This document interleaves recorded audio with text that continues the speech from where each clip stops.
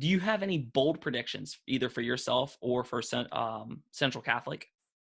Central Catholic State Champs 2021. Hey, what's going on, guys? Thank you so much for tuning in to yet another episode of the Sports Muse podcast. I am your host, Kevin Brumley. Before I start going on, I want to, from the bottom of my heart, I want to thank Clubhouse Cards for hooking me up with this setup. They donated a lot of stuff to me, stuff for giveaways, and they hooked me up with great prices on this memorabilia. I have a signed O.J. Simpson helmet.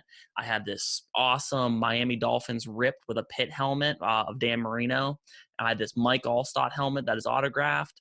I got this Bo Jackson jersey back here with this mural autograph, and I have a Hines Ward jersey from the Dark Knight that is autographed. I can't thank you guys enough. Let me get to my guest today, man.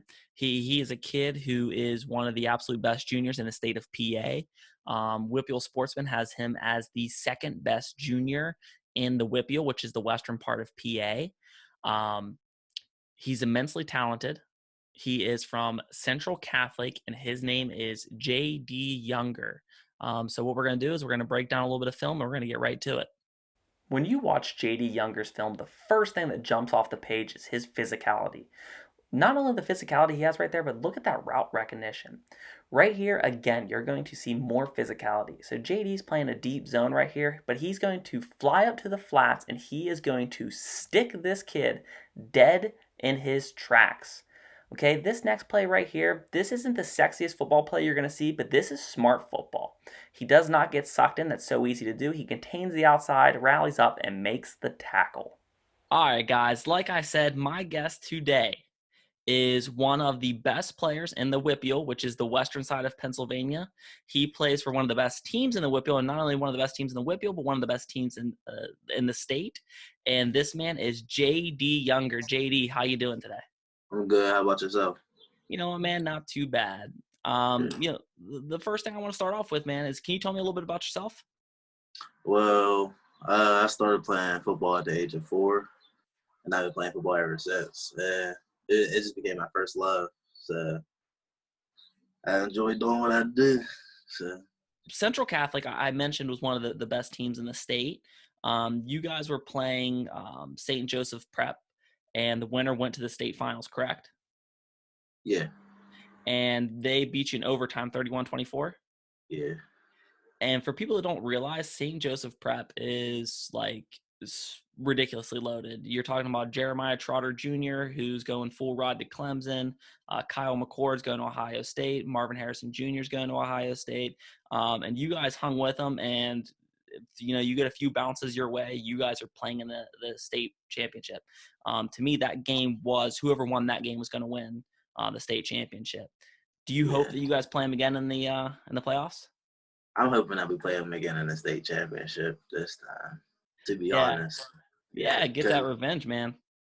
Yeah, I need to see them again. So yeah. So obviously you're an extremely talented player. WPIAL Sportsman had you as the second best incoming junior in the WPIAL class. So obviously you're extremely talented. Your teammate is a top 5 player in the state, Elliot Donald. Does it help watching somebody like him kind of blaze the trail and for somebody that you can you're seeing that's following the path that you want to go on? Yeah, definitely. It definitely helps. He be giving me some tips on what to do, with recruiting and stuff, telling me to send my film off to coaches and stuff like that, try to get me exposure and stuff like that. So it's definitely good having that person. And my freshman year, I got moved up to varsity, and Elliot's freshman year, he got moved to varsity. So he was just basically telling me yeah, this is how it's going to be. He already went down that path, so he already knew. He was just trying to get in the way. So yeah, and absolutely that just kind of helps, because what people don't realize, and I don't think I realized until I was later in high school, was I always thought just recruits found you. You know what I mean? If you played well, the recruits would find you. But there's a lot of hustle to it, man, of sending out your tape, making huddle film, and that kind of stuff. And it just helps having someone who's elite. You know what I mean? Yeah, it definitely does, for surely. One of my favorite players that you guys have, and I think he's going to be coming on the show a little bit later in the summer, is Eddie Tillman. My God. Yeah, I'm a big Eddie fan. I'm always a fan of any kind of undersized player because like he doesn't have the prototypical size that you would, quote unquote want for a running back. Yeah. But dude, he runs with that, that kind of strength and power. And as a DB, I mean, you play a little tailback too, but as a DB, you play that exact same way. Is you're not a huge guy, but man, your physicality is, next to none. Yeah, I really pride myself on that because in Little League, I always was like the linebacker or something like that. Then that's when I got up to high school, I was playing running back. And then that's when the defensive coach asked me to come to defense. And I was like, okay, I'll try it out. Then that's when I started playing corner. Then I started playing the whole DB core. And it just from there. And I've always been a hitter, so. Yeah, you're definitely somebody, when you're at corner, we'll see you in like a, cover 3 technique, and they'll try to run something underneath the flat, man, and you just buzz up there and just, you know what I mean? You're not afraid to get down and dirty. I love that. I love it. It just takes all that anger out. That's what I love about football. You get to take all that anger and stress out. And you can't get in trouble for it. Yes, sir. Has there been any schools reaching out to you? Yeah, Miami of Ohio just reached out to me today, and Penn State, Pitt, and there's been a couple like school of interest. They like come to my school and like they'll say something to me. They'll get my number or something, but that's all. Because they can't talk to me technically because I'm sophomore. So. And it's yeah, I mean, absolutely. But I'm sure it almost, in a way, it almost favors you that, Elliott is so high level that schools are coming to watch him, and they come to watch him, and then they see you and they're like, oh, okay. Like, you know what I mean? Yeah, it definitely favors a lot of the DBs because we had a big line last year. Like we had a nice line last year with AJ Beatty and the Allen twins and Elliott and then the O-line too also. So now you guys are always cranking out those high level players. Do you have a school, like a dream school? That's hard. I have a dream. I have like 3 like top 3 schools. Like says LSU, Penn State, Georgia. So that's okay. in that order.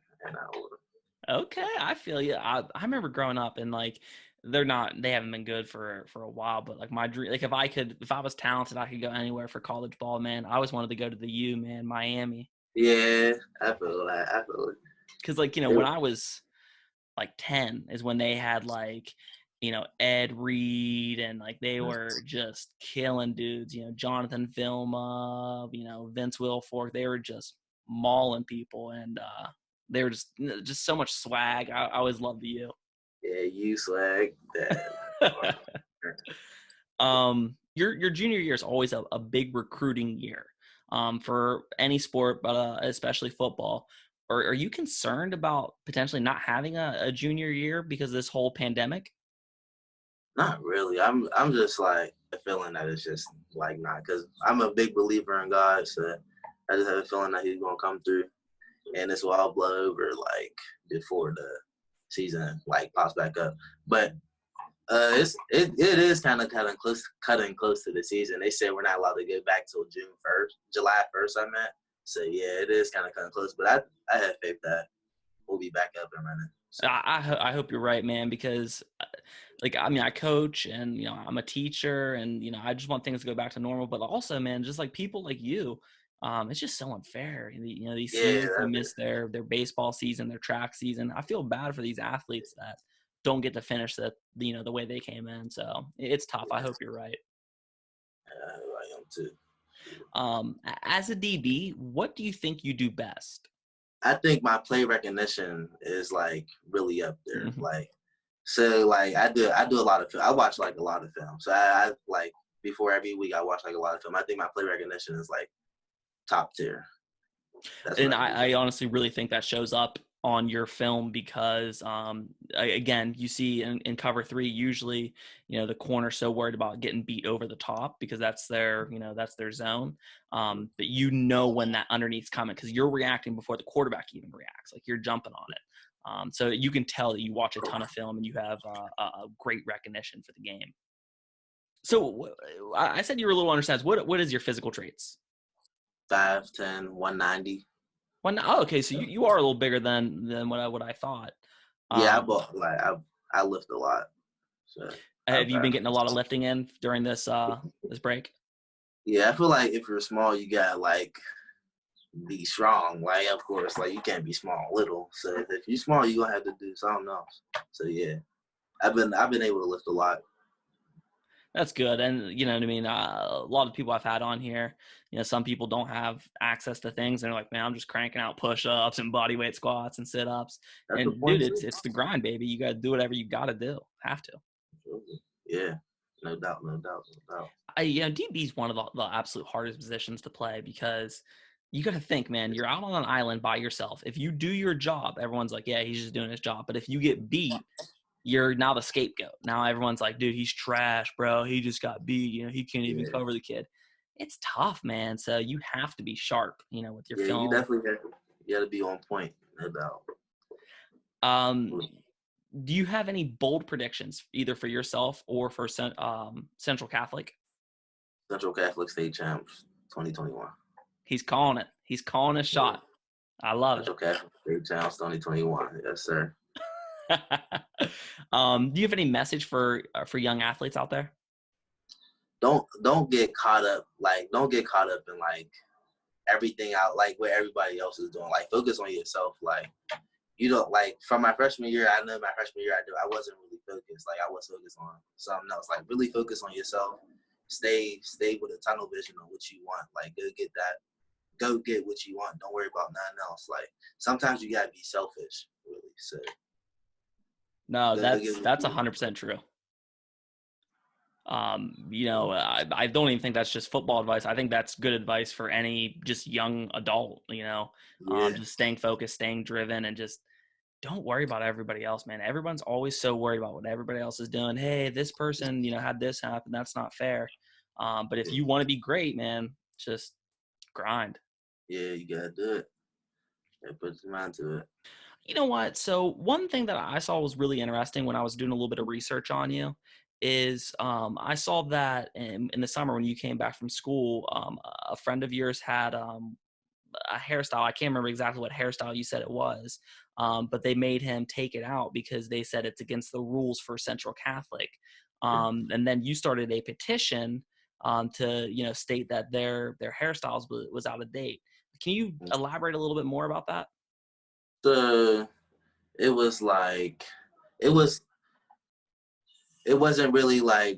It wasn't really right away. It took some time. So it was after the season I started the petition because I wanted to focus on finishing the season, sure, of course. So after the season, started the petition to get this addressed because I felt like that's what needed to be done. Because this hair this ban on dreads. It was a ban on dreads, twists, locks, and braids. And I felt like something needed to be done about it because it's been a rule since way back when Central started, and it hasn't been changed since. So I basically just got a petition wrote up. Then I went to the news with it. I got it addressed. And then we just had the meeting for the rule book next year a week ago, and we talked about that. They said there's going to be some changes next year, and they just gotta figure out what's going to be acceptable with the dreads, twists, locks, and braids, and what's not going to be acceptable with them. So I think I did a pretty good job on trying to get that rule ever changed, and I'm proud of myself for doing that. No, I think that's definitely something to be proud of. How many signatures did your petition get? 74,938 people. That's crazy, man. Yeah, that's wow. I didn't expect that. Honestly, I thought it was gonna be 500 people or something, or such and such. It just blew up, and I honestly didn't expect that. But, and that's cool because, in a way, you can look at that rule and say that's definitely slanted toward African Americans. You know what I mean? You know what I mean? So that's, I don't want to say like that rule was racist, but it was definitely outdated. Let's put it that way. Racially biased. That's what Yes. So I think that's really cool that you saw that. And instead of just being like complaining about it or just breaking the rules, you were smart, hardworking about it. You know, you started something, and it ended up, 74,000 people. That's awesome, dude. And like, you should definitely be proud of yourself. That's a really cool thing. And I know if I was a college scout, even though that has nothing to do with football, that shows character right there. And I think that's a really awesome thing. And you should be really proud, man. Thank you. Appreciate it. That's no problem. Okay. So we're going to play a little game. We're going to do rapid fire questions. Bet. Okay. So dang, I'm a thinker. Okay. So first question, celebrity crush. Celebrity crush.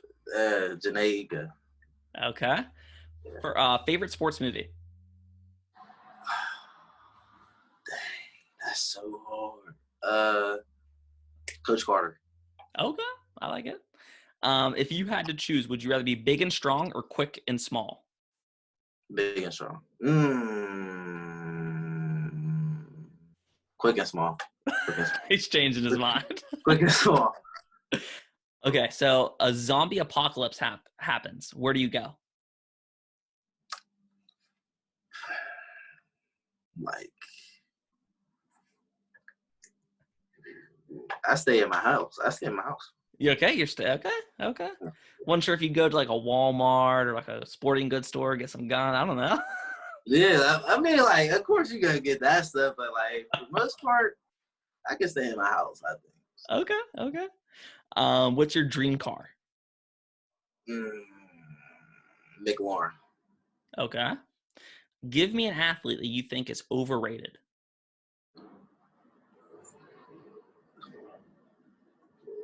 Overrated? Like any athlete? Any athlete, any sport.